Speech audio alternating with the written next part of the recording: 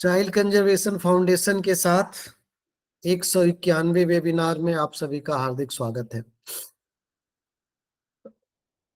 नए विषयों के साथ, नए वक्ताओं के साथ किसी नए विषय पर बात करना, यही हमारा प्रयास रहता है।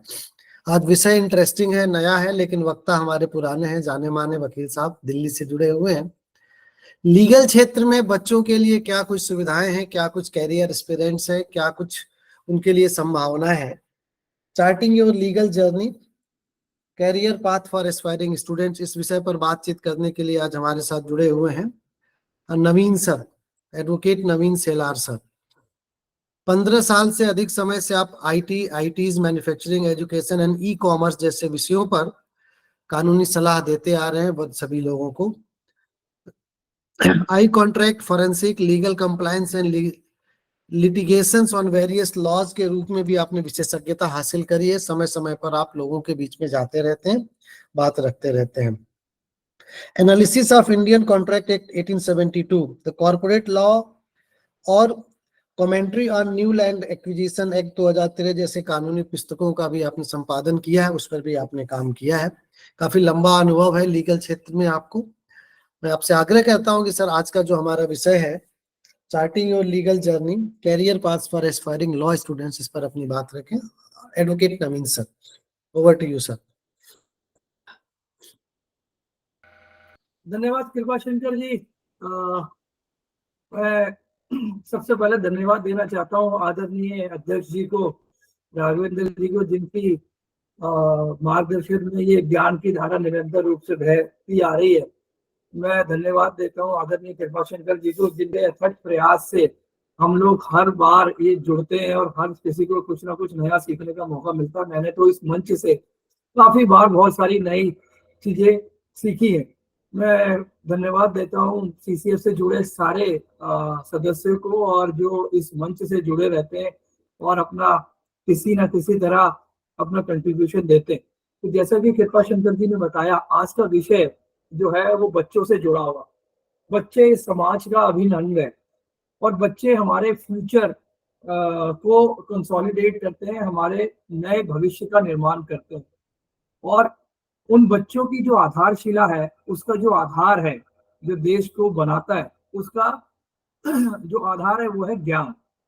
और ज्ञान जब आप प्राप्त करते हैं तो आप स्कूलिंग करते हैं, कॉलेज में जाते हैं, बाद में अपना करियर प्रॉस्पेक्ट करते हैं, यही उसका मुख्य आयाम है।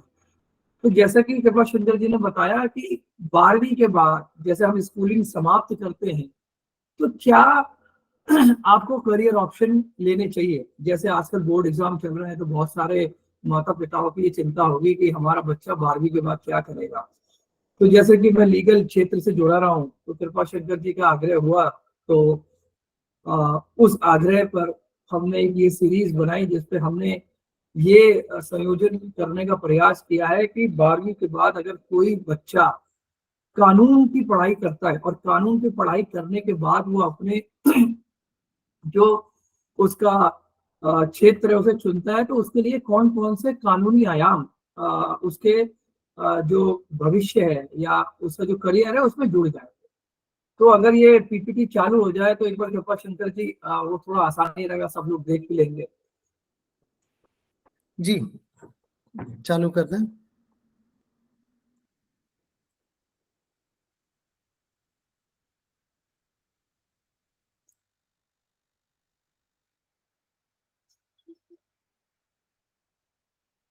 मैं प्ले करूं क्या? हाँ जी कर दीजिए। आप कर दीजिए।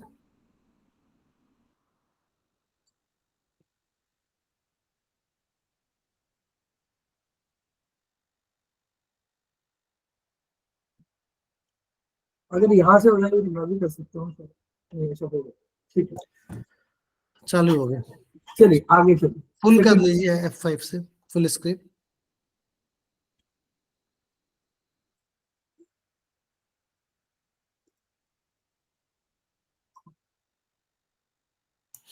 चलो नहीं चल रहे, स्टार्ट करिए सर। ओके ठीक है,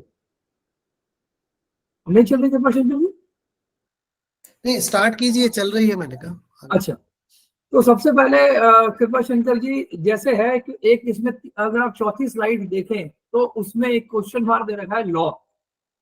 लॉ जो है अपने आप में एक ऐसा सब्जेक्ट है जो किसी भी करियर के लिए एक बेस लाइन का काम करता है। आप किसी भी प्रोफेशन को चुने, आप किसी भी बिजनेस को चुने, आपको लॉ से कहीं ना कहीं और कभी ना कभी रूबरू होना ही पड़ेगा। आज का जो विषय है, अगर आप देखें स्लाइड नंबर 5 को, हम क्या चीजें कवर करने वाले हैं। हम इस वेबिनार में कवर करने वाले हैं कि हमारे पास अगर आप LLB कर लेते हैं तो उसके पास कौन कौन से करियर ऑप्शन अवेलेबल है, उनके लिए कौन कौन सी जो रिक्वायरमेंट है और उसका क्राइटेरिया क्या है, एज लिमिट क्या है, क्वालिफिकेशन क्या है, और एक अच्छे लॉ करियर को परस्यू करने के लिए क्या रिक्वायरमेंट आवश्यक है। तो अगर आप देखें स्लाइड नंबर 6, एक बार स्लाइड नंबर 6 को ऑन कर दीजिए।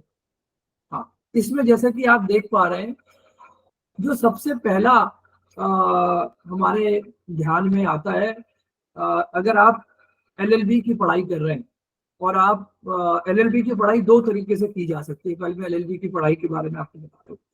अगर आपने 12वीं कर ली तो 12वीं करने के बाद आप 5 साल के किसी भी LLB के कोर्स में, जैसे इंटीग्रेटेड कोर्स बोलते हैं, उसमें एडमिशन ले सकते हैं, या ग्रेजुएशन करने के बाद आप 3 साल के LLB के ग्रेजुएट कोर्स में एडमिशन ले सकते हैं।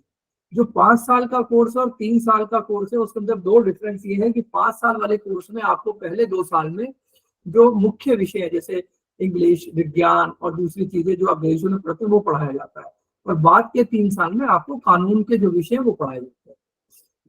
जो कानून के विषय हैं वो लगभग 29 से 30 सब्जेक्ट होते हैं जो आपको पढ़ाए जाते हैं।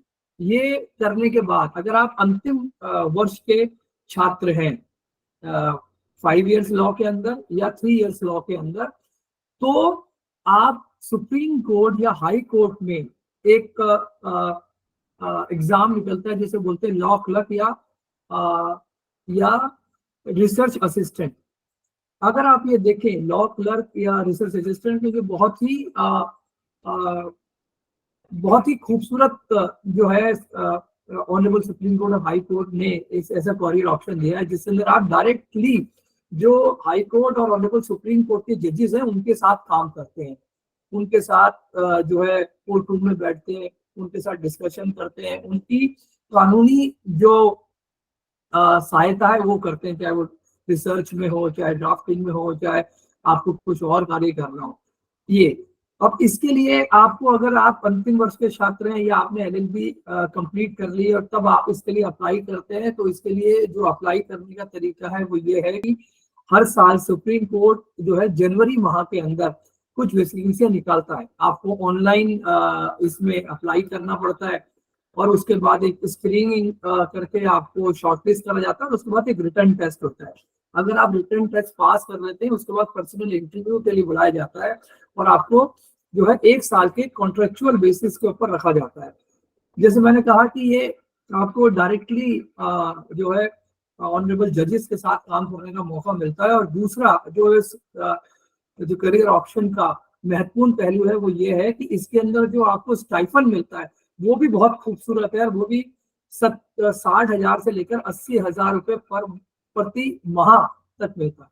तो अगर आप यंग स्टूडेंट हैं और आप करियर बनाना चाहते हैं तो ये आपके लिए बहुत अच्छा मौका है, ना केवल धन के माध्यम से बल्कि आपके एक्सपीरियंस के माध्यम से। दूसरा, अगर आप देखेंगे बहुत सारे हम स्लाइड बाय स्लाइड चर्चा करेंगे, आप लीगल प्रैक्टिस कर सकते हैं, आप PSU के साथ अटैच होकर काम कर सकते हैं, आप सुप्रीम कोर्ट के अंदर एक व्यवस्था है जिसे एडवोकेट ऑन रिकॉर्ड कहते हैं, वो आप कर सकते हैं, नोटरी पब्लिक का काम कर सकते हैं, आप जुडिशरी के अंदर ऐसे डिस्ट्रिक्ट जुडिशरी, हायर जुडिशरी के अंदर ऐसे जजेस के रूप में अपनी सेवा दे सकते हैं। आप अगर मिलिट्री को पसंद करते हैं तो उसके अंदर भी एक जुडिशरी से रिलेटेड एग्जाम होता है जिसे जैब बोलते हैं, जज एडवोकेट जनरल। एक और प्रोफेशन है जो आप एज ए लीगल व्यक्ति के रूप में चुनते हैं जिसे बोलते हैं लीगल रिसर्च एंड एकोमोडेशन, मतलब कि आप लीगल रिसर्च का काम कर सकते हैं, आप बच्चों को पढ़ा सकते हैं, आप किताबें लिख सकते हैं लीगल के ऊपर, आप कॉर्पोरेट सेक्टर ज्वाइन कर सकते हैं अगर आपका मन अधिक पैसा कमाना है तो आप एमएनसी में बहुत सारी पोस्टें होती हैं जो कॉर्पोरेट सेक्टर लॉ से रिलेटेड होती हैं, उनके मैनेजमेंट, उनके कॉन्ट्रैक्ट, उनके गवर्नमेंट रिलेशन, उनके मैनेजमेंट, बहुत सारी चीजें। इसी तरह गवर्नमेंट सर्विसेज जो है वो बहुत सारे गवर्नमेंट लॉ से जुड़े हुए एग्जाम निकालती है। आप लीगल जर्नल लिख सकते हैं, आप नॉन गवर्नमेंट जो ऑर्गेनाइजेशन होते हैं जिसे एनजीओ बोलते हैं, उनके साथ ह्यूमन राइट्स और दूसरे पर्यावरण से जुड़े हुए मुद्दे जो होते हैं उस में भी आप एज एन लीगल जो एक्सपीरियंट है उसके तरह काम कर सकते हैं। आप आर्बिट्रेशन मीडिएशन के रूप में भी काम कर सकते हैं, आप इंटेलेक्चुअल प्रॉपर्टी राइट में अटॉर्नी के रूप में काम कर सकते हैं, आप लीगल प्रोसेस आउटसोर्सिंग जो अभी आपने देखा होगा हाल के कुछ वर्षों में बहुत चर्चा में था कि बाहर की जो कंपनियां है वो यहाँ पर अपना लीगल काम देती है, जैसे मान लीजिए अमेरिका है, ऑस्ट्रेलिया है या और यूरोपियन कंट्री है, तो उनके यहाँ लीगल प्रोसेस बहुत महंगा है, तो वो अपने लीगल प्रोसेस को आउटसोर्स करके जो यहाँ के लीगल प्रोफेशन है उनको देती है, तो उसमें भी आप अच्छा पैसा कमा सकते हैं। और एक अंतिम रूप में जो लीगल एंटरप्रेन्योर है, जैसे हम लोग जो लीगल प्रैक्टिस करते हैं या अपनी लॉ फर्म चलाते हैं, आप वो भी कर सकते हैं। और आप एक इंडस्ट्री स्पेशलिस्ट के रूप में भी काम कर सकते हैं। तो ये बहुत सारे करियर ऑप्शन हैं जो मैंने समराइज करने की कोशिश करी। अब एक एक करके इनके ऊपर चर्चा करते हैं। अगर आप स्लाइड नंबर 7 को ओपन करेंगे तो मैं आपको उसमें बारे में कुछ बताऊंगा। स्लाइड नंबर 7, स्लाइड नंबर 7 एक बार ओपन कर लीजिए। हाँ, अब देखिए जैसे इसमें मैंने बताया पीएसयू, पीएसयू का मतलब होता है पब्लिक सेक्टर अंडरटेकिंग। तो जो पीएसयूज हैं गवर्नमेंट की, जैसे आप देखें भेल, Bharat heavy electrical power system operation corporation limited, Indian oil corporation limited, NTPC, oil and natural gas corporation limited, ONGC, तो बहुत सारे जो इंडिया में ओएनसीजी है उनका, और क्लैट जो कमिटीज है, क्लैट कमिटी से अभिप्राय कि अगर आप एलएलबी में एडमिशन लेना चाहते हैं तो आप एक क्लैट का एग्जाम देते हैं, तो उस क्लैट के एग्जाम के अंदर अगर आपका स्कोर बहुत अच्छा आता है तो जो पीएसयूज हैं इंडिया में और ये क्लैट कमिटी है उसके बेसिस पे ये उनके बीच में एक एमओयू ऐसा हुआ है कि आप अपने यहाँ जो लीगल अगर कोई रिक्वायरमेंट है तो आप क्लैट में जिन बच्चों का अच्छा स्कोर आया है उनको भर्ती कर सकते हैं।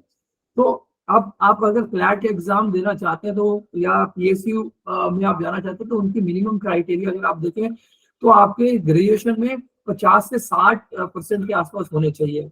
उसके बाद मेरिट का इंटरव्यू होता है और मल्टीपल चॉइस के बेसिस पे क्वेश्चन होते हैं। तो पीएसयू के अंदर भी आप अपने करियर को एक लीगल व्यक्ति के रूप में अपना सकते हैं। अगर आप अगली स्लाइड देखें, जैसे मैंने बताया, हालांकि मैं बता चुका हूँ, स्लाइड नंबर 8 कि लॉ क्लर्क के रूप में अगर जाते हैं तो उसका क्राइटेरिया एक बार देख लेते हैं कि क्या है। तो जैसे मैंने बताया कि स्टाइफन जो है वो 60,000 से लेकर 80,000 रुपए पर मंथ तक होता है। तो उसके लिए आपकी रिक्वायरमेंट क्या है? सबसे पहले अगर आप अगर सुप्रीम कोर्ट या ऑनरेबल हाई कोर्ट में लॉ क्लर्क या रिसर्च असिस्टेंट के रूप में ज्वाइन करना चाहते हैं तो आपकी जो उम्र है वो 18 साल से 27 साल के बीच में होनी चाहिए। आप सिटीजन ऑफ इंडिया होने चाहिए और आपके पास लॉ डिग्री होनी चाहिए। और आपको जो उनकी मेजर रिक्वायरमेंट है, आपको कंप्यूटर की नॉलेज होनी चाहिए। और कंप्यूटर की नॉलेज के साथ साथ जो लीगल वेबसाइट्स हैं या लीगल सर्च इंजन है, जैसे मनुपात्रा है या एसएससी ऑनलाइन है या लेक्सी नेक्सस है, उनके अंदर आपको उसमें जो केसेस हैं उनको कैसे सर्च करते हैं ये आपको पता होना चाहिए। और अगर आप देखें अगले करियर ऑप्शन के बारे में जो सारे लोग लगभग एलएलबी करने के बाद करते हैं, स्लाइड नंबर 10 में, तो अगर आपने एलएलबी का एग्जाम दिया तो सबसे पहले जो हमारे ध्यान में आता है वो आता है कि आप एक प्रैक्टिसिंग एडवोकेट बनेंगे या आप एक एडवोकेट बनेंगे, जैसे कि मैं भी एक प्रैक्टिसिंग एडवोकेट हूँ। तो ये मुझे लगता है कि अगर कोई एलएलबी एग्जाम करता है तो मोर फोकस या मोर जो प्रोमिनेंट उसका ऑप्शन होता है वो यही होता है कि मुझे एडवोकेट बनना है।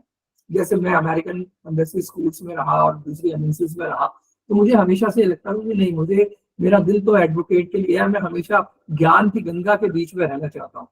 तो एक एडवोकेट एक ऐसा प्रोफेशन है कि आप हमेशा पढ़ते हैं और हमेशा आप कुछ ना कुछ नया सीखते हैं, पहली बात। और दूसरी बात यह है कि एक एडवोकेट बनने के बाद आपके पास जो पैसे हैं उसकी मुझे लगता है कि कभी कमी नहीं रहती।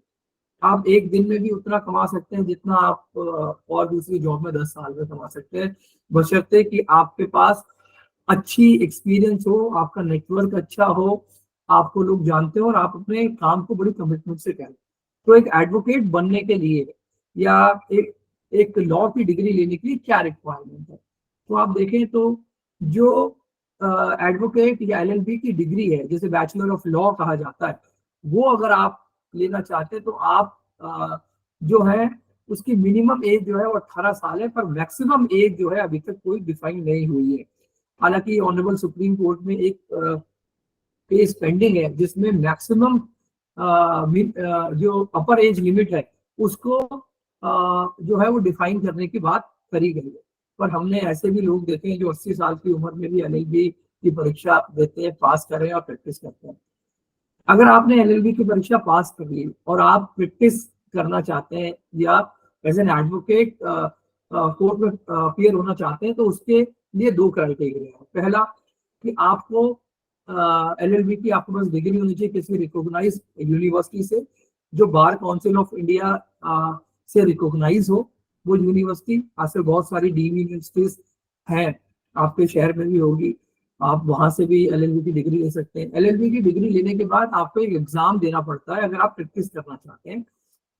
उस एग्जाम को बोलते हैं बार एग्जामिनेशन, जिसे bar council of India conduct कराती है। वो एग्जाम जो होता है वो मल्टीपल चॉइस एग्जाम होता है और वो ओपन बुक एग्जाम होता है। अगर वो एग्जाम आप पास कर लेते हैं तो बार काउंसिल ऑफ इंडिया आपको एक सर्टिफिकेट ऑफ प्रैक्टिस देती है, जिसे सीओपी बोला जाता है। और वो आपको सीओपी मिलने के बाद आपको अपना रजिस्ट्रेशन जो है किसी भी बार काउंसिल में कराना पड़ता है। जैसे मैं दिल्ली बार काउंसिल में रजिस्टर्ड हूँ, आप मध्य प्रदेश बार काउंसिल में हो सकते हैं, कोई जम्मू कश्मीर बार काउंसिल में हो सकते हैं। पर इसका मतलब ये नहीं है कि आप उसी राज्य में प्रैक्टिस कर सकते हैं। आपको एक बार की मेंबरशिप लेना जरूरी है। जब आपके पास सीओपी आ जाता है, एआईआईबी एग्जाम देने के बाद आपके पास रजिस्ट्रेशन सर्टिफिकेट आ जाता है, तो आप भारत के किसी भी कोर्ट में, किसी भी फोरम में, किसी भी प्रोसीडिंग में एज एन एडवोकेट अपीयर हो सकते हैं अगर वो बार्ड नहीं है तो।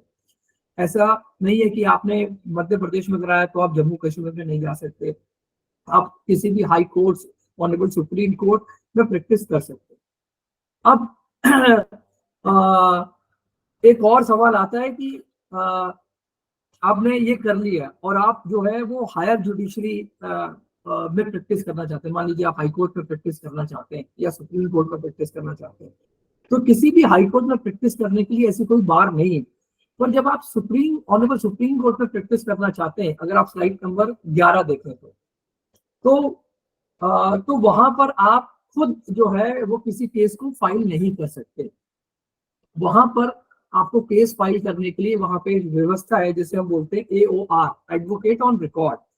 तो एडवोकेट ऑन रिकॉर्ड जो होते हैं वो ही केवल सुप्रीम कोर्ट में किसी केस को फाइल कर सकते हैं। मान लीजिए मैं एडवोकेट हूँ और मुझे कोई केस फाइल करना है, तो मुझे वो केस एडवोकेट ऑन रिकॉर्ड के थ्रू फाइल करना पड़ेगा। वो अपने साइन करेंगे और फिर वो केस फाइल होगा और तब मैं जाके हाई कोर्ट सुप्रीम कोर्ट में अपीयर हो सकता हूँ। तो इसका भी एग्जाम होता है जो ऑनरेबल सुप्रीम कोर्ट कंडक्ट कराता है। और ये अगर आप एग्जाम को पास कर लेते हैं और आप एडवोकेट ऑन रिकॉर्ड हो जाते हैं, ऑनरेबल सुप्रीम कोर्ट में लिस्ट हो जाते हैं, तो बहुत सारे एडवोकेट जो हैं वो आपके पास आते हैं और आपसे जो है वो ऑनरेबल सुप्रीम कोर्ट में फाइल कराने के लिए करते हैं। तो ये भी एक कैरियर ऑप्शन है कि आप AOR के रूप में भी ऑनरेबल सुप्रीम कोर्ट में काम कर सकते हैं। अब आप देखें कि स्लाइड नंबर 12 अगर आप देखें तो लीगल प्रैक्टिस करने के लिए, मान लीजिए आप हाई कोर्ट कर रहे हैं या सुप्रीम कोर्ट कर रहे हैं या किसी ट्राइबल में कर रहे हैं, तो आपके लिए क्या जरूरी है? सबसे पहली बात मुझे लगता है कि आपकी नेटवर्किंग बहुत अच्छी होनी चाहिए। आप की जो लैंग्वेज स्किल है, जो ड्राफ्टिंग स्किल है, वो बहुत अच्छी होनी चाहिए और आपके अंदर इंटीग्रिटी होनी चाहिए। तो जब आप legal practice as an advocate अपनाते हैं तो सिर्फ आप कोर्ट के अंदर ही प्रैक्टिस नहीं कर पाते, आपके पास एक और ऑप्शन खुल जाता है जिसको हम बोलते हैं इंटर्नशिप या नेटवर्किंग। उसके बाद अगर आप देखें कि आप जब आप नए नए एडवोकेट बनते हैं या अपना एनरोलमेंट कराते हैं 1 साल 2 साल 3 साल, तो आप किसी के अंडर इंटर्नशिप भी कर सकते हैं। आप सोलो इंटर्नशिप कर सकते हैं, मतलब खुद अपना काम कर सकते हैं, या किसी जूनियर जो या किसी सीनियर्स के अंडर जो है वो जूनियरशिप कर सकते हैं। और अगर आप हायर स्टडी कर लेते हैं, मान लीजिए LLM कर लिया आपने या PhD कर लिया आपने, तो जो उसके बाद जो और ऑप्शंस हैं, जैसे अभी आप आगे वाली स्लाइड में देखेंगे, लीगल जर्नलिज्म या लीगल रिसर्च या कंसल्टेंसी, वो भी आप अपना सकते हैं। ये तो ऑप्शन हुआ कि आपने अपनी प्रैक्टिस शुरू करी एज एन एडवोकेट किसी भी कोर्ट के साथ। मान लीजिए आपका जो है नेटवर्किंग अच्छी नहीं है, या आपका अनुभव इतना नहीं है, या आप जो है सुबह से शाम तक कोर्ट में नहीं जाना चाहते, या बहुत मेहनत नहीं करना चाहते अलग अलग केसों पे, तो आपके पास एक दूसरा ऑप्शन है। या आपको कॉर्पोरेट लाइफ अच्छी लगती है कि आप सुबह 9 बजे जाएं और शाम को 5 बजे आ जाएं और आपका एनवायरनमेंट बहुत अच्छा हो, तो आप कॉर्पोरेट लॉयर के रूप में भी अपना करियर शुरू कर सकते हैं। उसके लिए भी आपको जो क्वालिफिकेशन चाहिए वो LLB की डिग्री चाहिए आपके पास, या कोई स्पेशलाइजेशन हो वो आपको चाहिए। और अलग अलग जो MNCs होती है उनका अलग अलग क्राइटेरिया होता है, किसी में एक्सपीरियंस, किसी में जो आपके डिग्री तो वो देखते हैं, आपके रिसर्च एनालिसिस देखते हैं। तो बहुत सारे जो कॉर्पोरेट्स हैं, जैसे मैंने बताया कि मैं अमेरिकन एम्बेसी स्कूल में रहा, मैं बहुत MNCs में रहा, तो वहां पर भी मैं लीगल काम देखता था।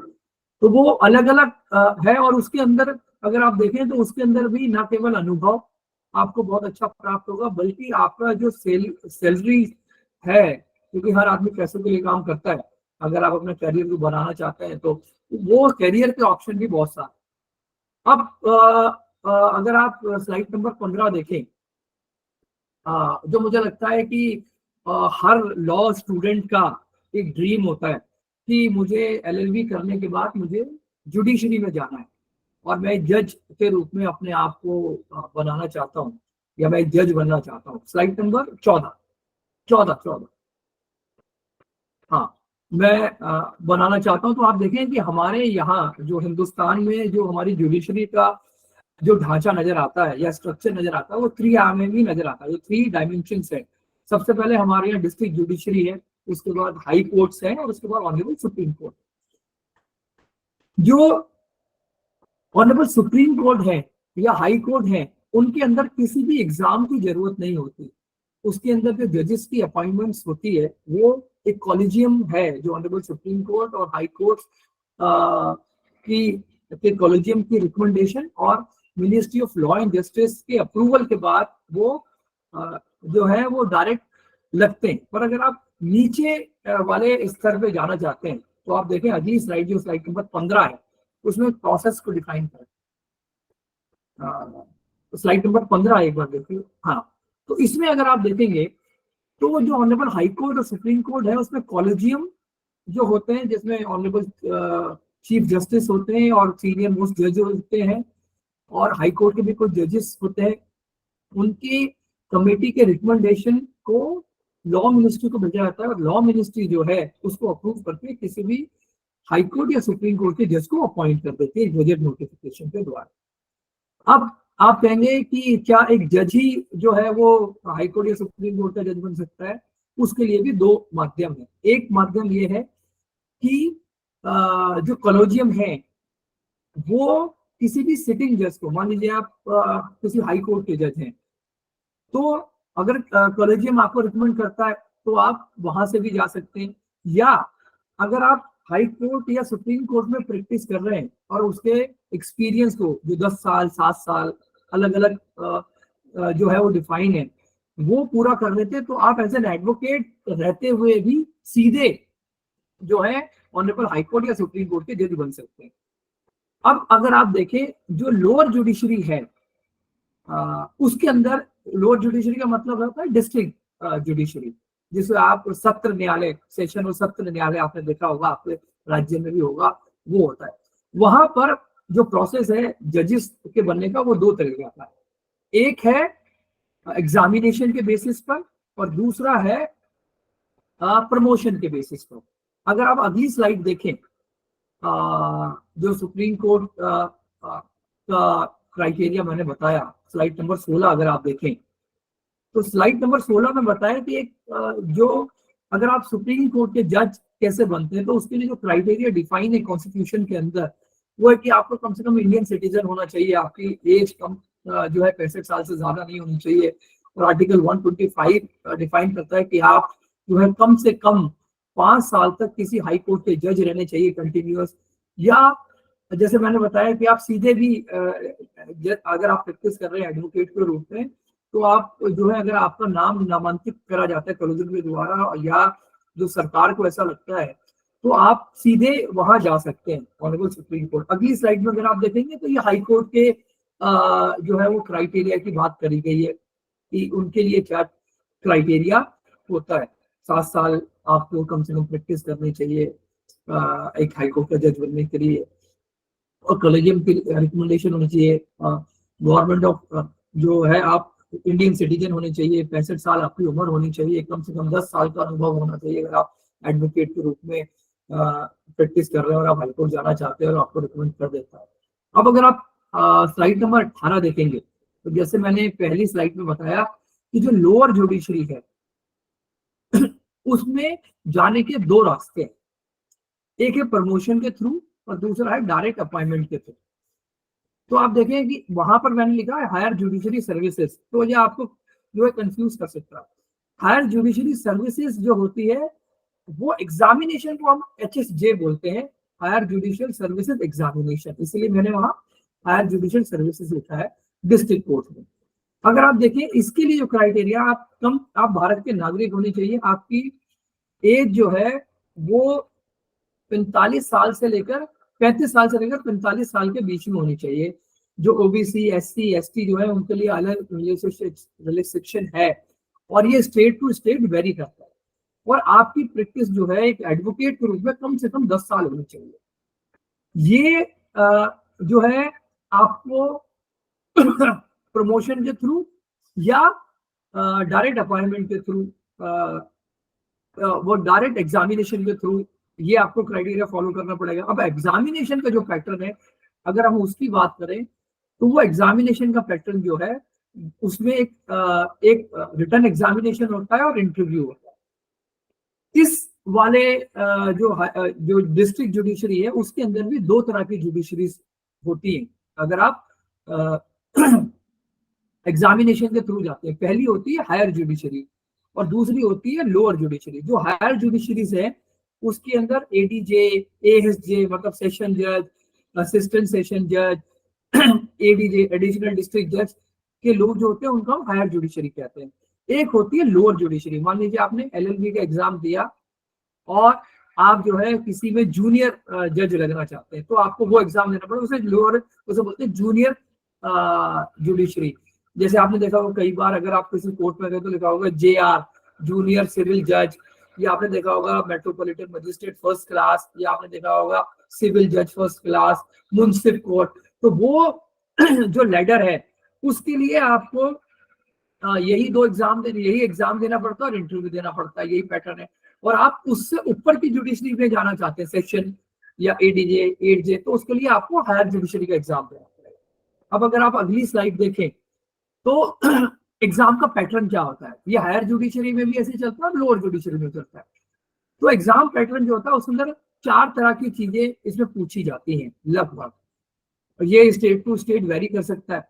जैसे सबसे पहला होता है जनरल नॉलेज का एक पेपर आता है, जनरल नॉलेज एक करंट अफेयर कंबाइंड पेपर भी आता है। एक पेपर लैंग्वेज का आता है, जैसे दिल्ली में अगर आप देखेंगे तो उसमें इंग्लिश का पेपर होगा।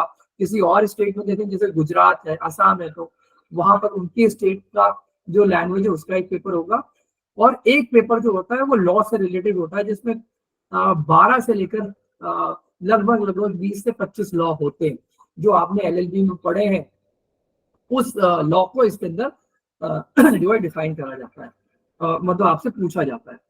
अब ये आपने मान लीजिए आप लोअर जुडिशरी में आपका सिलेक्शन हो गया, आपका सिलेक्शन हायर जुडिशरी में हो गया, और आप जो है धीरे धीरे लैडर चढ़ते हुए आप हाई कोर्ट और सुप्रीम कोर्ट चले गए, तो अगली स्लाइड जो है वो आपको मुझे लगता है बहुत ज्यादा प्रभावित करेगी। तो अगली स्लाइड अगर आप देखें, स्लाइड नंबर 20, तो वो ये दिखाती है कि एक जो सुप्रीम कोर्ट का जज है, उनके जो एक्ट है उसके हिसाब से उनकी सैलरी कैसी है। तो अगर आप देखें कि ऑनरेबल चीफ जस्टिस जो है वो कितनी सैलरी ले रहे हैं, लगभग ये आंकड़ा जो है जो गवर्नमेंट की वेबसाइट है वहां से ले गया, हो सकता है ये आंकड़ा चेंज होगा, तो एक बार चेक कर लें। तो ऑनरेबल जो चीफ जस्टिस है उनकी सैलरी लगभग 2,80,000 के आसपास है।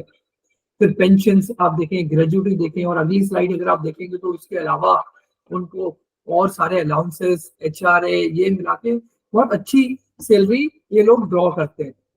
इसी तरह आप डिस्ट्रिक्ट जुडिशरी देखें तो उनका जो पैटर्न है सैलरीज का वो भी बहुत अच्छा, और एक जो कहते हैं फैसिनेटेड है कि, तो मैं आपको यही सलाह दूंगा कि अगर आप LLB कर लेते हैं और आपके अंदर ये काबिलियत है या आप एक पैशन के रूप में देखना चाहते हैं, तो आप इस एग्जाम को जरूर दें, ना केवल सैलरी के बेसिस पे बल्कि जो समाज में एक इज्जत और रेपुटेशन है वो भी आपको जो है बहुत ज्यादा मुझे लगता है कि नजर आएगी। अब आप स्लाइड नंबर 12 देखें, तो मान लीजिए आपने आपका मन जो है वो जज के रूप में काम करने का नहीं है, आपका मन जो है वो गवर्नमेंट सर्विस में जाने का, आपका मन जो है वो और दूसरी सर्विसेज जो है उसमें जाने का नहीं है, तो एक और करियर ऑप्शन है जो आप लॉ एक्सपीरियंस या लॉ ग्रेजुएट होने के बाद जो है अपना सकते हैं, वो है पब्लिक प्रोसिक्यूटर। अगर आप किसी कोर्ट में गए हो, विशेष रूप से क्रिमिनल कोर्ट में गए हो, तो आपने देखा होगा कि जो सरकार की तरफ से सरकार का पक्ष रखते हैं किसी भी क्रिमिनल मामले में, तो वो पब्लिक प्रोसिक्यूटर होते हैं। उन्हें हम शॉर्ट में PP बोलते हैं, दिल्ली में PP बोलते हैं, मध्य प्रदेश में कुछ और बोलते होंगे, जम्मू कश्मीर में कुछ और बोलते हैं। तो इनका जो सिलेक्शन होता है वो सिलेक्शन UPSC के द्वारा किया जाता है, जो UPSC का अपना सेट पैटर्न है, और डायरेक्ट नोटिफिकेशन के द्वारा इनका जो है वो अपॉइंटमेंट होता है। इसके अंदर भी जो सैलरी है वो बहुत अच्छी है, और ये एक गवर्नमेंट जॉब है जो आपको गजेटेड ऑफिसर की तरह नजर आती है। और इसके अलावा अगर आप देखें तो गवर्नमेंट के बहुत सारे ऐसे डिपार्टमेंट्स हैं जहां पर लीगल एडवाइजर की जरूरत होती है। तो अगर आप देखें कि आप गवर्नमेंट की तरफ से पेश होना चाह रहे हैं, तो एक ऑप्शन ये है कि आप एग्जामिनेशन देके पब्लिक प्रोसिक्यूटर का एग्जाम दे। दूसरा, सरकार या हर राज्य सरकार जो है अपना पक्ष न्यायालय में रखने के लिए कुछ लोगों को ADG या DGA APP करके ही पोस्ट क्रिएट करती है, और उसके अंदर जो है वो डायरेक्ट जो है वो भर्ती करती है, उसमें कोई एग्जाम देने की जरूरत नहीं होती। वो भी आप जो है परस्यू कर सकते हैं। उसके अलावा जो है सरकार बहुत सारे ऐसे लीगल एडवाइजरों को अपने पास रखती है जो सरकार को सरकारी मामलों में जो कोर्ट में केसेस चल रहे हैं उस पर राय दें। तो ये करियर ऑप्शन भी आपके लिए लाभदायक हो सकता है। अगर अगली स्लाइड देखें आप, स्लाइड नंबर 23, तो उसमें आप देखेंगे कि अभी तक हमने जो बात करी करियर ऑप्शंस की, वो बात करी कि आप जुडिशरी में एडवोकेट बन जाए, जजेस की तरफ चले जाए, PSC में चले जाए। एक और है, मान लीजिए जैसे मैं जो यहाँ पर मैंने LLB करी, और उसके बाद जो मेरा मन था कि मैं हमेशा किताबों से घिरा रहना चाहता था, या मुझे किताबों से बहुत शौक था, और आज भी है। तो इसी तरह की एक और जो है करियर ऑप्शन आपको नजर आता है, वो है लीगल रिसर्च एंड एक्मेडिशन। आप LLB करने के बाद जो है अगर एग्जाम दे, जो नेट का एग्जामिनेशन होता है, नेशनल टेस्टिंग एजेंसी आपको कराती है, वो एग्जाम आप क्लियर कर लें तो आप जो है किसी यूनिवर्सिटीज में जो है प्रोफेसर जो होते हैं लीगल, उनकी जॉब कर सकते हैं, और उसके भी सैलरी पैटर्न जो होता है बहुत अच्छा होता है। आप लीगल रिसर्च में जा सकते हैं, या लीगल के अंदर रिसर्च कर सकते हैं, किसी ऑर्गेनाइजेशन के लिए रिसर्च कर सकते हैं। आप जो है जो सेमिनार्स होते हैं, जो लीगल कॉन्फ्रेंस होती है, यूनिवर्सिटीज होती है, कॉलेजेस होते हैं, वो अपने यहाँ जो टीचर अपॉइंट करते हैं, गेस्ट फैकल्टी अपॉइंट करते हैं, या एक सब्जेक्ट मैटर स्पेशलिस्ट को बुलाते हैं। विभिन्न जो लॉज हैं उन पे राय रखने के लिए तो आप वो भी अपना सकते हैं। आप अगर देखें अगली स्लाइड, जो स्लाइड नंबर 24 है, उसके अंदर कॉर्पोरेट सेक्टर का एक दूसरा पार्ट हमें नजर आता है। तो कॉर्पोरेट सेक्टर में आप इन हाउस लीगल काउंसिल की तरह भी जॉब कर सकते हैं, जो है 9 से 6 वाली जॉब हो सकती है। और एक और कॉर्पोरेट सेक्टर में जॉब होती है, जैसे मैंने बहुत सारे कॉर्पोरेट्स में जॉब जो है मैं रहा अच्छे लेवल पे, तो उन्होंने उस समय जो है लीगल कंसल्टेंट की जॉब भी जो है उस समय आपको एमएनसीज में नजर आती है। लीगल कंसल्टेंट, मान लीजिए आप किसी सब्जेक्ट मैटर स्पेशलिस्ट है, मान लीजिए आपका बैकग्राउंड जो है फाइनेंस का बैकग्राउंड है, या आरबीआई के जो गाइडलाइंस है या रूल्स हैं आप उन्हें बहुत अच्छी तरह समझते हैं, या मान लीजिए आप मेडिकल बैकग्राउंड से हैं, आपकी मेडिकल की नॉलेज अच्छी है और आपने एलएलबी कर ली, और एलएलबी के साथ अपनी मेडिकल नॉलेज को बुलाकर जो है फोरेंसिक एक्सपर्ट या फोरेंसिक जो है ओपिनियन देने वाला जो है आप वो बन सकेंगे। एफएसएल बोलते हैं, जो सरकार ने अभी नया कानून लाई है, जो सरकार जो भी 3 क्रिमिनल कानून बदले हैं, उसके अंदर इसकी डिमांड मुझे लगता है बहुत ज्यादा बढ़ने वाली है।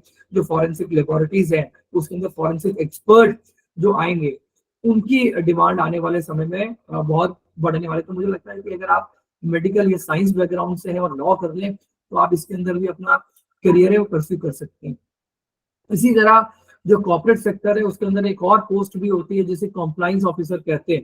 कॉम्प्लाइंस ऑफिसर का मतलब है कि किसी भी ऑफिस में जो है वो 2 तरह के काम होते हैं। एक होते हैं उनके अपने इंटरनल मैनेजमेंट के काम, और वो जो कंपनी काम कर रही है वो, और दूसरा सरकार या दूसरी जो स्टैट्यूटरी बॉडीज हैं उनकी जो कंप्लाइंस है, उस कंप्लाइंस को मॉनिटर करने के लिए या उस कंप्लाइंस को एडमिनिस्ट्रेटर करने के लिए एक ऑफिसर अपॉइंट करा जाता है, जिसे बोलते हैं कंप्लाइंस ऑफिसर या कंप्लाइंस मैनेजर, या बहुत अलग अलग नामों से इसे जाना जाता है। तो ये भी करियर ऑप्शन आपके लिए खुल सकते हैं। एक और भी जॉब अभी हाल फिलहाल देखी, जैसे वेस्टर्न कंट्रीज में आप देखें, अमेरिकन में देखें या यूरोपियन कंट्रीज में देखें, तो वहाँ सब्जेक्ट मैटर स्पेशलिस्ट भी अपॉइंट करे जाते हैं किसी स्पेशल सब्जेक्ट के लिए। अगर आप टेक्निकली कुछ उस पर राय देनी है तो ये कंट्रेक्चुअल भी हो सकते हैं, और इन हाउस काउंसिल और रेगुलर जॉब के रूप में भी आप इस तरह के करियर को अपना सकते हैं। अगली स्लाइड अगर आप देखेंगे, स्लाइड नंबर 25, ये भी जो है जैसा मैंने कहा कि रिसर्च और एक्रेडिटेशन की अगर जो जॉब है उसी तरह से मिलती जुलती अगर आप जॉब देखें तो ये लीगल जर्नलिज्म आजकल बहुत चल रहा है।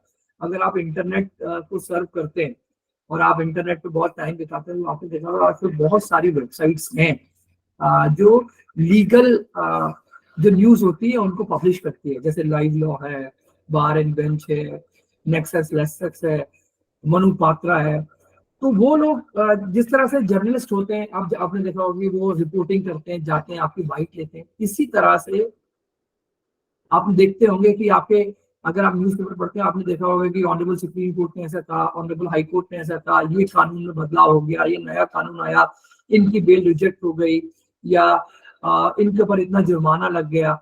अगर आप ये सारी जो खबरें हैं वो कानून से जुड़ी हुई खबरें हैं और वो सामान्य जनता पे प्रभाव डालती है, तो उसी तरह का एक और जो है नया कॉन्सेप्ट मुझे लगता है कि ये है, हालांकि ये पुराना कॉन्सेप्ट है, उसको हम आजकल लीगल जर्नलिज्म बोलते हैं। तो ये जो बहुत सारी वेबसाइट्स हैं वो अपने यहाँ आपको ऐसे लीगल जर्नलिज्म, लीगल जर्नलिस्ट की तरह अपॉइंट करती है और आपको बहुत अच्छी सैलरी देती है। इसी तरह अगर आप देखें तो जो स्कूल, कॉलेजेस, यूनिवर्सिटी है वो भी अपने यहाँ लीगल जर्नलिस्ट या लीगल जर्नल जो पब्लिश करती है उसके अंदर भी आपको एक जो इसी तरह की पोस्ट के ऊपर जो है आपको अपॉइंट कर सकती है। तो ये भी आपके लिए करियर ऑप्शन है। अगली अगर स्लाइड देखें, स्लाइड नंबर 26, तो उसमें हमें नजर आता है अभी तक हमने बात करी थी पीएसयू की, गवर्नमेंट की, प्राइवेट जॉब की, एमएनसीज की, या अपने पर्सनल करियर की। एक और चीज जो है हमें नजर आती है, या मैंने देखा है, या मैं एज एन एडवोकेट, या मुझे इस लॉ ने जो मुझे इतना प्रभावित करा, उसका एक कारण था कि मेरी भी अपनी एनजीओ थी और मैं भी समाज को कुछ देना चाहता था, और मैं समाज के उत्थान के लिए, या जैसे हमारी सीसीएफ है वो भी एक नॉन गवर्नमेंट ऑर्गेनाइजेशन है, और जिससे हम जुड़े हुए हैं। तो समाज को बढ़ाने के लिए या समाज के जो मुद्दे हैं उसको सरकार तक पहुंचाने के लिए या उन मुद्दों को सही तरीके से सुलझाने के लिए या जो है समाज को संगठित रूप से रखने के लिए जो एनजीओ काम करती हैं और जो हमारे आजकल अगर आप देखें आजकल के समाज में जिस तरह के ह्यूमन राइट्स से दूसरे इश्यूज हैं, जिनके पास पैसा नहीं है जिन लोगों के पास और वो न्याय से वंचित रह जाते हैं, उनके लिए भी बहुत सारी एनजीओ काम कर रही है। तो एक ऑप्शन ये भी है आपके पास कि आप उस एनजीओ के साथ जुड़कर जो समाज का काम है वो भी कर सकते हैं और अपनी आजीविका है, अपने परिवार को चलाने के लिए जो सैलरीज है वो भी आप जो है वो कमा सकते हैं।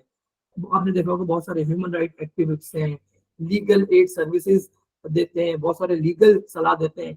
तो आपको लगता होगा कि एनजीओ है वो कितने पैसे देते होंगे, बहुत कम सैलरी देते होंगे। तो मेरा जो अनुभव है वो मैंने देखा है कि एनजीओ भी बहुत अच्छी सैलरीज देते हैं, लाखों रुपए में एनजीओ सैलरी देते हैं। और मैं भी कुछ एनजीओ का पार्ट रहा, तो कंसल्टेंसी में भी और दूसरे जॉब के अंदर भी, तो मुझे लगता है कि ये भी एक बहुत सुनहरा और अच्छा करियर ऑप्शन है आपके लिए। और इसके बाद जो है आप स्लाइड नंबर 17 देखेंगे, 27 देखेंगे, तो एक और करियर ऑप्शन हमें लीगल एक्सपीरियंस के रूप में नजर आता है, वो आता है आर्बिट्रेशन एंड मीडिएशन। तो सरकार का अगर आप रुझान देखें अभी के टाइम में, या नेशनल जुडिशियल ग्रिड अगर आप देखें, या honourable high court supreme court के जजेस की आप स्टेटमेंट सुने, तो बार बार वो एक बात को बोलते हैं कि हमारे यहाँ हिंदुस्तान में जो पेंडेंसी है, जो केसों की पेंडेंसी बहुत ज्यादा है, बहुत ज्यादा है, और जो लोगों को सही और जल्दी न्याय नहीं मिल पाता।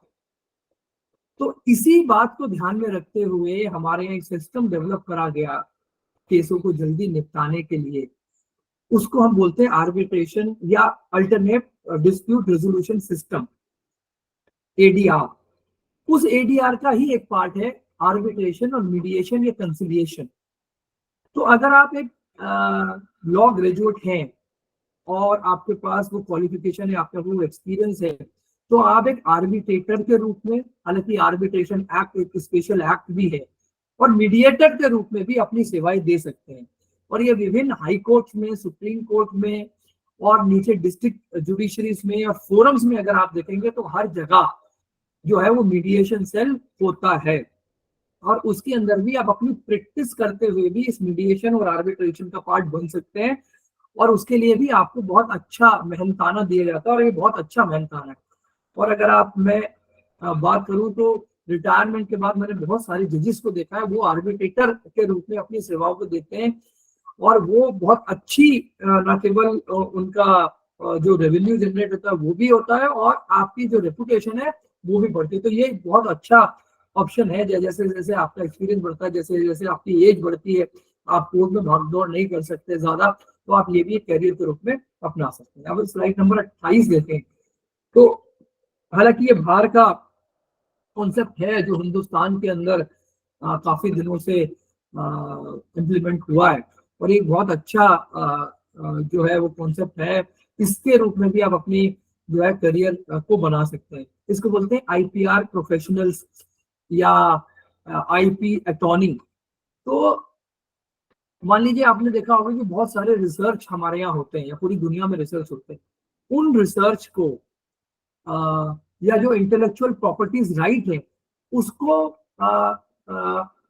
एडमिनिस्ट्रेट करने के लिए एक स्पेशल लॉ है जिसे आईपीआर लॉ कहते हैं। उसमें बहुत सारे लॉ हैं। जैसे मान लीजिए आपने कोई इन्वेंशन कर लिया, तो उसे रजिस्टर्ड कराने के लिए उस इन्वेंशन को जो पेटेंट लेना होगा उसकी क्या प्रोसेस होगा, क्या प्रक्रिया होगी। तो ये जो लोग होते हैं जो आईपी होते हैं, अटॉर्नी होते हैं, इंटेलेक्चुअल प्रॉपर्टी अटॉर्नी होते हैं, ये भी एक अहम भूमिका निभाते हैं। और ये आईपी अटॉर्नी जो होते हैं वो जनरली जो होते हैं वो लॉ ग्रेजुएट्स ही होते हैं। तो ये भी आपके लिए एक अच्छा करियर ऑप्शन हो सकता है आपके बच्चों के लिए। अगर आप स्लाइड नंबर 29 देखें तो उसके अंदर एक और जो है करियर ऑप्शन आपके सामने खुल के आता है, वो आता है लीगल प्रोसेस आउटसोर्सिंग, जिसे हम एलपीओ बोलते हैं। तो जैसे मैंने कहा कि जो बाहर की देश है उनके यहाँ जो लीगल सिस्टम है या लीगल रेमेडी है वो बहुत महंगी है, उनके वकीलों की फीस बहुत ज्यादा है, लिटिगेशन चार्जेस बहुत ज्यादा है, प्रोसेस बहुत लगता है, बहुत कंप्लाइंसेस है, तो वो अपने काम को बाहर देशों में आउटसोर्स कर देते हैं। जैसे इंडिया में भी आपने सुना होगा बीपीओ चल रहे थे, केपीओ चल रहे थे, एलपीओ भी आ गए। तो आप उनके बैकएंड में एज ए लॉयर अपनी सर्विसेज दे सकते हैं और अपने आपको लीगल प्रोसेस आउटसोर्स के रूप में जो है वो रजिस्टर करा सकते हैं और एक अच्छे करियर को अपना सकते हैं। अब अगर आप देखें स्लाइड नंबर 30, तो मुझे लगता है कि जो सबसे फैसिनेटेड क्राइटेरिया वो एंटरप्रेन्योरशिप का है। और आप एक वकील बनने के बाद या आर्बिट्रेटर बनने के बाद या मेडिएटर बनने के बाद या आईपी स्पेशलिस्ट बनने के बाद या सरकारी सेवाएं देने के बाद एक अपनी लॉ फर्म चलाकर भी लोगों को कंसल्टेंसी दे सकते हैं। जैसे बहुत सारे जजेस की अपनी लॉ फर्म्स हैं, बहुत सारे सीनियर एडवोकेट्स की अपनी लॉ फर्म्स हैं, या बहुत सारे एडवोकेट्स हैं उनकी अपनी लॉ फर्म्स हैं। तो वो भी एक अच्छा करियर प्रोस्पेक्ट जो है इसमें नजर आता है। अब एक अंतिम क्वेश्चन मुझे लगता है हमने इतने सारे करियर ऑप्शंस की बात करी, तो एक अच्छा जो है वो करियर अगर आप बनाना चाहते हैं लॉ में, तो उसके लिए क्या चीजें जरूरी हैं। लाइक आप अच्छे प्रोफेसर के रूप में, आप एक एडवोकेट के रूप में जाने जाएं, एक अच्छे स्पेशलिस्ट या कंसल्टेंट के रूप में जाने जाएं, तो उसके लिए मुझे लगता है जिस चीज को मैं बहुत अहमियत देता हूँ, मानता हूँ, सबसे पहला है कि आप हायर एथिकल स्टैंडर्ड रखें अपने लीगल प्रैक्टिस में। आपके जो एथिक्स है वो हायर होने चाहिए। हालांकि ये छोटा टर्म को लगेगा, लेकिन जब आपके एथिक्स हायर होंगे, आप सही काम करेंगे, मेहनत से काम करेंगे, किसी को चीट नहीं करेंगे, सही सलाह देंगे, तो आप निश्चित रूप से एक अच्छे सफल जो है लीगल करियर को अपना सकते हैं। दूसरी और महत्वपूर्ण बात कि आपकी इंटीग्रिटी और ऑनेस्टी जो है वो एटमोस्ट लेवल पे होनी चाहिए। सबसे बड़ी कमी किसी भी करियर ऑप्शन को अपनाने में वो ये हो सकती है कि आपकी इंटीग्रिटी और ऑनेस्टी नहीं होती। उसके बाद आप अच्छी एजुकेशन को परस्यू करें। मान लीजिए आप आईपी कंसल्टेंट बनना चाहते हैं, तो उससे जुड़े हुए लॉ में कोई स्पेशलाइज कोर्स करें, कोई सर्टिफिकेट कोर्स करें। मान लीजिए आप जो है केपीओ में जाना चाहते हैं, बीपीओ में जाना चाहते हैं, या आप जो है दूसरी फील्ड को अपनाना चाहते हैं, तो आप इससे जुड़ी हुई जो स्पेशलाइज फील्ड है उसमें जरूर अपना करियर अपनाएं और उसको जरूर परस्यू करें और उसके जो क्वालिफिकेशन स्टैंडर्ड है उसको जरूर अप्लाई करें। दूसरा, जो लॉ के बारे में कहा जाता है कि लॉ एक डायनामिक सब्जेक्ट है, ये एक लिविंग ऑर्गन की तरह काम करता है और हमेशा हर बार ये अपने आप को बदलता रहता है, ये कभी स्टेबल नहीं होता। आज लॉ है ये, तो कल ऑनरेबल सुप्रीम कोर्ट या हाई कोर्ट कुछ कह देंगे, तो लॉ की परिभाषा और जो उसका प्रोस्पेक्टिव वो बदल जाएगा। तो आपको कंटिन्यूअस लर्निंग अपने बच्चों को बताना है कि अगर आप लॉ में परस्यू करना चाहते हैं तो अपनी कंटिन्यूअस लर्निंग की आदत डालें। दूसरा, लोगों से नेटवर्किंग की आदत डालें, लोगों से अच्छे संबंध बनाएं। और तीसरा जो मुझे लगता है वो ये है कि एक अच्छा कम्युनिकेशन रखें, क्योंकि एक किसी भी लीगल प्रोफेशन में जाने के लिए जो सबसे अहम चीज है वो कम्युनिकेशन है। आप किसी भी भाषा को में बोलते हो, पर आपका कम्युनिकेशन बहुत ही अच्छा और इफेक्टिव होना चाहिए। मुझे लगता है मैंने, हालांकि ये टॉपिक जो है बहुत लंबा है, पर लास्ट स्लाइड जो 32 स्लाइड है मैंने ये इसलिए रखा है कि क्वेश्चन और आंसर जो है, जो कि आपके बहुत सारे क्वेश्चन और आंसर होंगे, उसका मैं जवाब देने की कोशिश करूंगा। क्योंकि अब बोर्ड के एग्जाम्स हैं, तो आप अपने बच्चों के लिए कुछ ना कुछ सोच रहे होंगे, तो आप जो आपके क्वेश्चन है मैं चाहता हूँ कि आप एक एक करके पूछे, तो मैं उनका आंसर देने की कोशिश करूंगा। टाइम भी हमारे पास इतना है। Thank you Naveen sir. Anil ji इसको बंद कर दीजिए। तो एज यूजुअल जैसे आप अपने सत्रों में रखते हैं, बहुत क्रिस्पी और फोकस्ड अप्रोच के साथ बड़े अच्छी जानकारियां दी आपने। नोवेल प्रोफेशन है नो डाउट, एडीआर एचजेएस सर्विसेज से लेकर कॉर्पोरेट में एक बहुत बड़ा सेक्टर है, खास करके नए यंगस्टर्स के लिए, अगर जिनको लिए कि पैसा कमाना है, तो बहुत ज्यादा सैलरीज भी है, बहुत डिग्निफाइड प्रोफेशन है कॉर्पोरेट जैसे लॉ। मैं एक अनुभव आपके साथ शेयर करना चाहता हूँ सबके साथ। मैं जब अमेरिकन एम्बेसी स्कूल में था, या उससे पहले जो टोयोटा में था, या अमेरिकन कंपनीज में एमएनसीज में रहा, तो मेरी सैलरी 6 फिगर में हुआ करती थी। जब मैं छोड़ के आया यहाँ और मैंने स्टार्ट करा, तो मुझे जो पहला क्लाइंट मिला वो 25,000 रुपये मुझे मिले। तो मैं एक बहुत बड़े सीनियर लॉयर थे, एडवोकेट थे, अब वो बहुत अच्छी पोस्ट पे सुप्रीम कोर्ट में। तो मैं उनसे मिला तो उन्होंने बोला कि आपने गलती कर दी, यहाँ आपको कुछ नहीं मिलेगा। मुझे भी बड़ा दुख हुआ कि मैंने लगा कि इतनी अच्छी जॉब छोड़ के मैं यहाँ आ गया। लेकिन 1 माह के बाद जो मैंने पहला अपने लीगल प्रोफेशन में कमाया, आधे घंटे के लिए मुझे 30,000 रुपए मिले। और जब मैंने उसे आर्ली कैलकुलेट करा तो मुझे लगा कि नहीं, ये प्रोफेशन सबसे अच्छा है। और इसमें जो पैसों की संभावना है, सैलरी की संभावना, वो अनंत है, इसका कोई अंत नहीं है। तो इसलिए मुझे लगता है कि आपको अगर ये ऑप्शन मिले तो आपको जरूर अपनाना चाहिए। जी सर, तो बहुत बहुत धन्यवाद नवीन सर। सत्र को ओपन करेंगे, तो जिन्होंने भी अपना प्रश्न किया है वो हैंड रेज करेंगे और अपनी बात रखेंगे। लक्ष्मण सर ने काफी देर पहले ही हैंड रेज किया था। लक्ष्मण सर, आप शुरू करें, अपना प्रश्न रखें। और नवीन सर, आपको बहुत बहुत धन्यवाद एक बार फिर।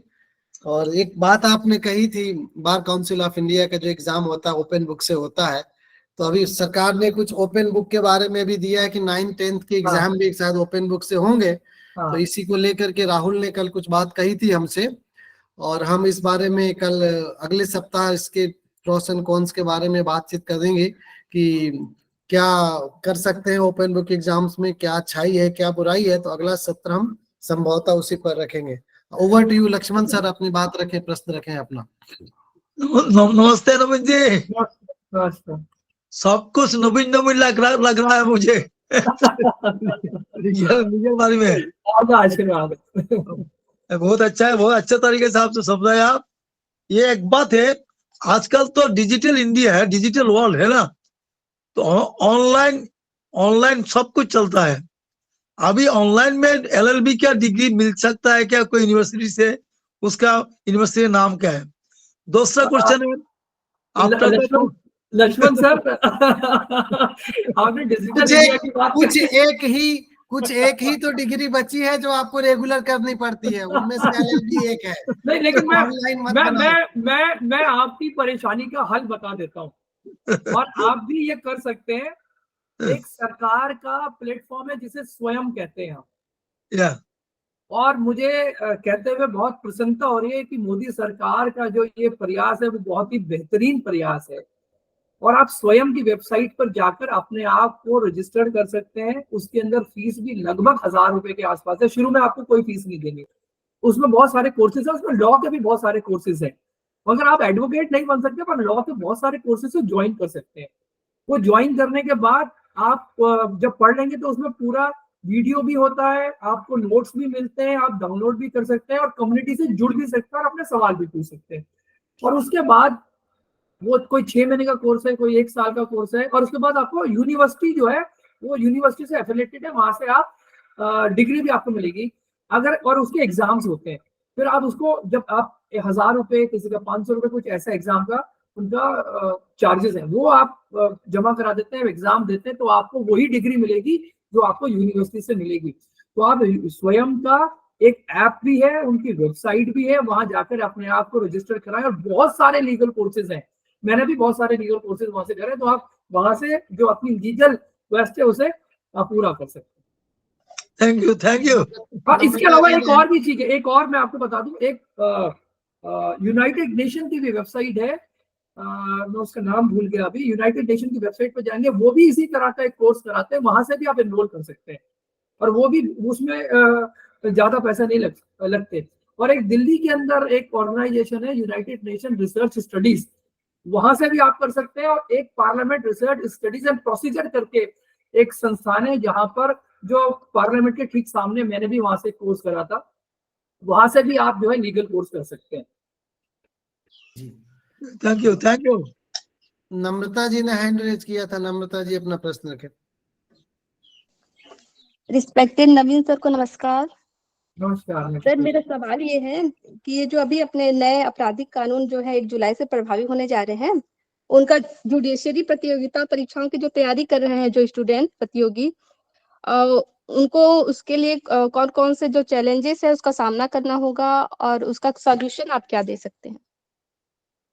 देखिए, अगर आप देखें तो जो नए कानून हैं उसके अंदर अब बात करें तो जो पहले इंडियन एविडेंस एक्ट था जो अब भारतीय साक्ष्य अधिनियम हो गया, उसमें मुख्य रूप से कोई परिवर्तन नहीं हुआ, पहली बात। दूसरा, अगर आप देखें जो इंडियन पीनल कोड था, जो है भारतीय न्याय संहिता बन गया है, उसके अंदर भी मुख्य रूप से कोई परिवर्तन नहीं हुआ। सीआरपीसी के अंदर कुछ चैप्टर जोड़े गए हैं, कुछ चैप्टर आईपीसी के अंदर जोड़े गए हैं और कुछ कॉन्सेप्ट जोड़े गए। तो लोगों को यह भ्रम है कि पूरा का पूरा बदल गया है, नहीं, ऐसा नहीं हुआ है। परसेंटेज वाइज देखेंगे तो इतना बदलाव नहीं हुआ। हाँ, जो मेजर बदलाव हुआ है वो सेक्शंस में बदलाव हो गया है। मान लीजिए पहले 302 था तो अब शायद 323, 324 या पहला हो गया। 376 था, वो अब हो सकता है 24 हो या 25 हो या 26 हो। तो वो बदलाव हुए, कॉन्सेप्चुअल रूप से मेजर बदलाव नहीं हुआ है। पर सीआरपीसी के अंदर जो सरकार की मंशा थी वो ये थी कि लोगों को दो तरह से बेनिफिट दिया जाए, और वो बहुत अच्छा और सराहनीय प्रयास है सरकार का। पहला, उन्हें तुरंत न्याय दिया जाए, जैसे कि मैंने पेंडेंसी की बात करी, उसके अंदर बदलाव हुए हैं। जो प्रोसीजर एस्पेक्ट है उसके अंदर बदलाव हुए, और जो महिला सशक्तिकरण है, जो महिलाओं से रिलेटेड या बच्चों से रिलेटेड जो कानून के अंदर कमियां थी उनको पूरा करा। तो मेरा सजेशन ये है कि आप इस बात को, अगर आप किसी जुडिशियल एस्पिरेंट और कोई एग्जाम देने जा रहे हैं, तो ये बात मन में ना लाए कि पूरा बदल गया। नहीं, आपको, अगर आपने न्याय संहिता ले ली है या नहीं ली मुझे नहीं मालूम, अगर आप देखें तो मेरे पास ये क्रिमिनल